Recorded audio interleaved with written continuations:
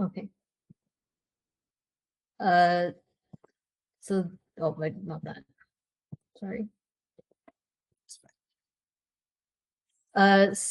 So yeah, as I mentioned, we created an AI-powered natural disaster alert system. I collaborated with another student, Ian Zhu, on this. All right. So yeah, that's what I'm going to be talking about. And as I mentioned, this project automatically tracks natural disaster events via feeds from our API, and it sends detailed alerts using AI-generated guidance. And again, as I mentioned, natural disaster alerts can get delayed or they lack clear information, which leaves people unprepared. And that means that they can't respond as effectively and it's less safe. All right. So our objective was to detect new natural disaster events in real time using live global data, which again, we got from our API. And then we used AI to generate clear, detailed, and actionable disaster alerts, which means it's understandable for people and it gives them instructions on what to do specifically. And it automatically notifies them through immediate email alerts. Okay, got it. Yeah. Again, so our data source is a global disaster alert and coordination system, or GDAX. And again, they give us a live RSS feed of global disaster events, and it provides real-time information, which is continuously updated. It also gives various details about the events, like the type, like is it an earthquake, wildfire. It tells us where the event is, and it tells us the severity based on a score. Like red, yellow, green, green being it's the least severe, red being the most severe. Yes, understood. Yeah. And then the technology that we used was, again, to get the data, we used feed parser, which extracts data real time and converts it so into a usable form. And the AI that we used was a Google Gemini API for the detailed instructions.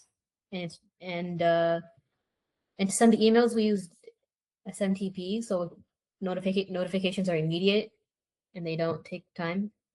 And then to actually store the data, we used CSV file storage. It stores the most recent event data to prevent duplicate alerts. Got it. Okay, and then we got system workflow. So it gets the latest data from GDAX, and then it goes through the event details. And then it compares all of the event IDs, because each event gets a new ID with stored data, just to make sure there aren't any duplicates. And whenever there is a new event, it'll trigger an alert generation. Understood. We give the AI the title of the disaster, so like earthquake, wildfire, and where it is. And then with that, the AI like summarizes what the event is, and then it also gives safety steps depending on the situation. Like for an earthquake, it might suggest to get under something and cover your head and stuff. And it's clear guidance, so people don't get confused as to what to do. All right. Where this can be implemented is for public safety. This is also, it can be globally used because GDAX gets information from all over the globe. Yeah, understood. So, yeah, so this can be used for public safety and helps individuals understand disasters quickly and take appropriate actions. And it can also be implemented on different scales, like whether it's a school, a larger campus, or a community, like a city or a state. Notify members of the community. All right. Okay.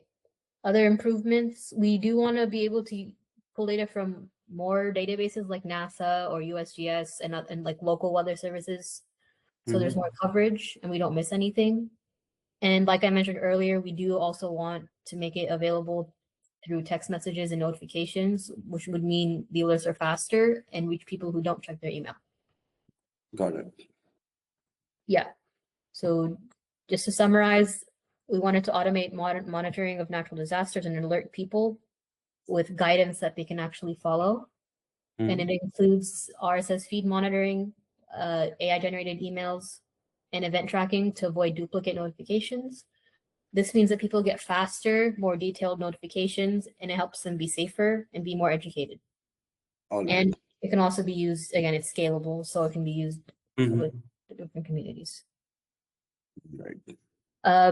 I could demonstrate it if that's okay. Yeah, sure. I wanted to ask you, how do you know about GDAS? How did you get to know about it? It was mostly just like we just researched. All Yeah. right. Got it. Got it. We were originally gonna try using NASA, but then after like digging a little deeper, we found GDAX and we decided to use that instead. Okay. Understood. Because we discovered it had a Python API like that we could use. Mm-hmm. Yeah, so it's convenient. So I have the code here. You have the modules. This is the AI model and like the email. Mm-hmm. Let's see. Yeah, and yeah. So and again, we have this is where the data comes in. Like we have the ID of the event, the title, a description of the event, the category, and when the event happened. Mm-hmm. And then here it's checking for duplicates. So I ran it. It generated the last 5 events, the most recent one being this one on today, Saturday. All right. And down here it said new event predicted, and it said email was sent successfully, which I have pulled up here. This is the email that it sends. All right. Understood. Yeah. And so it doesn't just say the event, it also tells it like what to do, like here, like drop to the ground and cover up and things like that. Got it. Gotcha. Yeah.